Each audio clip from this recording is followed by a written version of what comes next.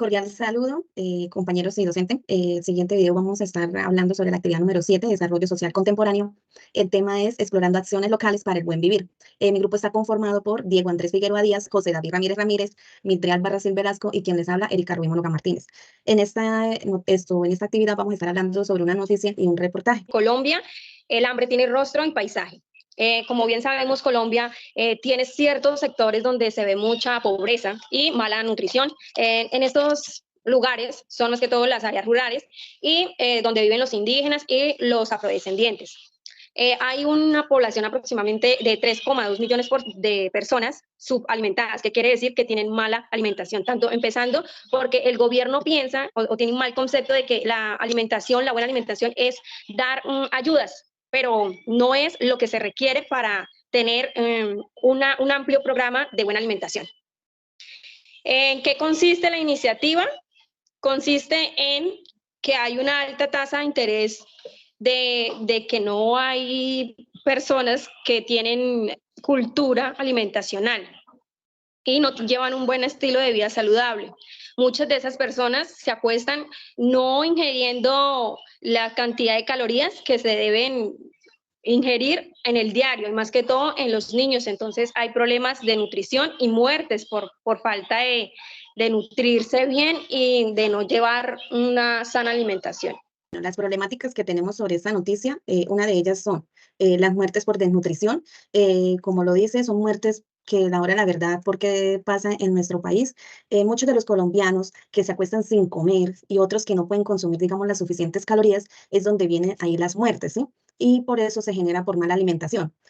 También está el desplazamiento de las ciudades, digamos que es tener como una alternativa legal donde se puedan ofrecer como una estabilidad a la gente, donde se puede, digamos, como donde le pueden ofrecer, así como deciden quedarse en sus territorios, ¿sí? Digamos que no sean, solamente se centren a llevarlas a otras ciudades, sino que quedan en su zona rural ahí para que ellos puedan tener su propia alimentación.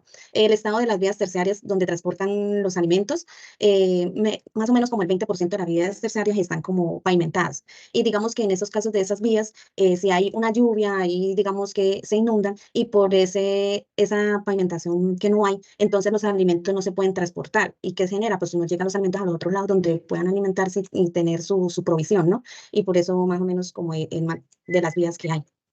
Sí, también encontramos la carencia de los alimentos, porque pues ahí, ahorita actualmente manejan por medio del gobierno a las escuelas rurales y a las escuelas y colegios de la ciudad, que es el PAE. Estos alimentos a los que están en la ciudad les llegan a veces en buen estado. Los que están en las vías por allá en los campos, muchas veces les llegan vencidos, las leches dañadas. Entonces esto ocasiona intoxicaciones, problemas de salud.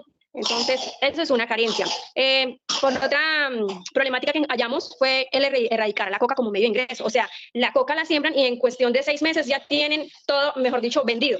En cambio, si van a hacer una cosecha de maracuyá o de otro, o sea, se llega la hora de cogerla, que ya la tienen ahí, y se les pierde el producto al campesino porque no tiene, o sea, no tiene la facilidad de las vías, porque les llueve, porque no están pavimentadas, porque el transporte es muy costoso, por muchos otros motivos.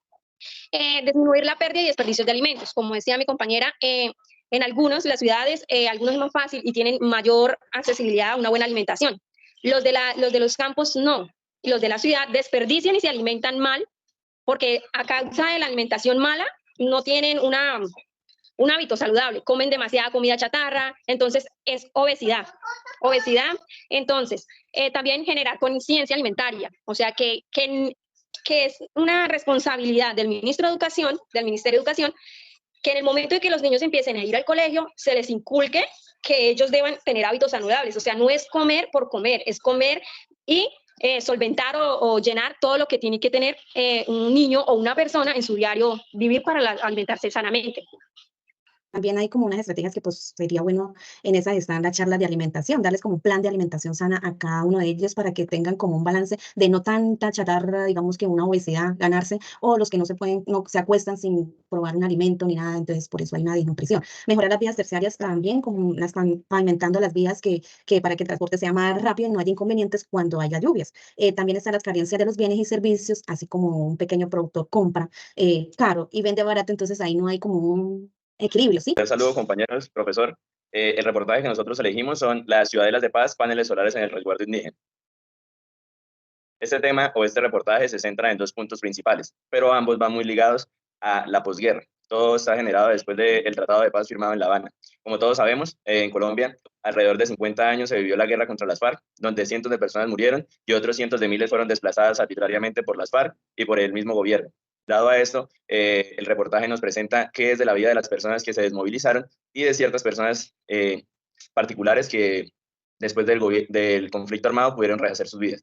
Aquí nos muestran dos puntos de vista. Uno, que es el de las ciudadelas, que es cómo los desmovilizados de las FARC pudieron rehacer sus vidas en espacios que adecuó el gobierno para brindarles un mejor hogar, brindándoles los mecanismos necesarios para que ellos mismos con su mano y obra pudieran hacer sus casas, brindándoles cómo poder hacer los ladrillos, el cemento, cómo poder, con medio de temáticas y de clases, saber cómo construir una casa desde cero, y gracias a eso las personas han podido venir mejorando su estado de vida.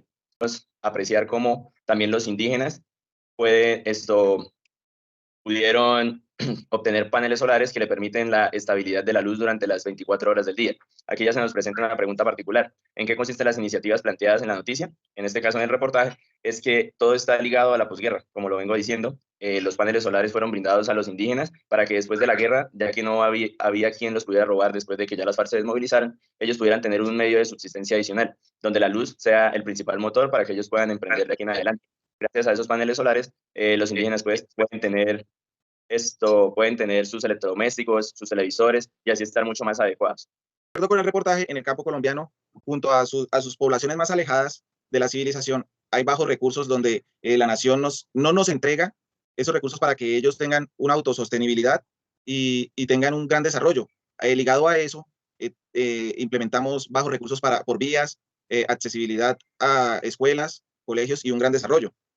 Hablamos de la falta de energía en esas partes del país abandonadas, lo cual los paneles solares en esos resguardos indígenas que son y nos permiten satisfacer las necesidades de aquellas pequeñas poblaciones, las que necesitan las comunidades mencionadas, dando vía al proceso que busca mejorar el futuro de esta manera.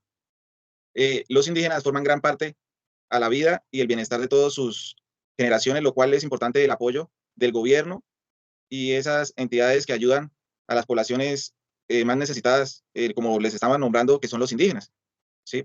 Y más con el proceso de paz que hubo en la guerrilla, el gobierno debió garantizarles un desarrollo sostenible y sus funcionamientos básicos. Por dar finalizado a nuestro trabajo, le presentamos la bibliografía donde se pudieron encontrar varios recursos del cual se implementó nuestro trabajo. Le damos gracias a las personas las cuales nos apoyaron y están observando nuestro video. Por parte de mis compañeros de la Universidad Uniminuto, les damos las gracias.